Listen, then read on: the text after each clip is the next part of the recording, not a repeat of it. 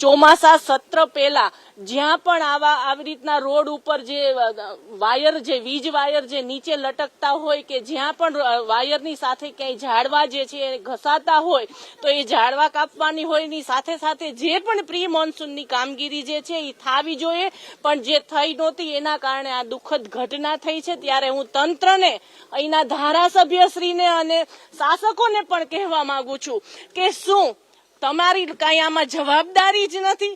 શું આ દીકરીની જે જિંદગી ગઈ આ રીતે રાજકોટની જે પ્રજા છે એને હર હંમેશ જે છે યાતના જ ભોગવવાની છે? હવે તો તમે જાગો।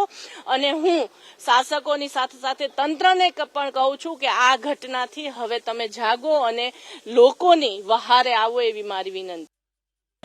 જે મૃતક છે એના આત્માને ભગવાન શાંતિ આપે, પણ ક્યાંક ને ક્યાંક રોશની વિભાગમાં પણ ચોમાસાની સિઝનની અંદર ક્યાંય પક્ષીઓ બેઠા હોય અથવા પતંગને હિસાબે જે ઓપન વાયર થઈ ગયો હોય એ વાયર નીચે પડ્યો છે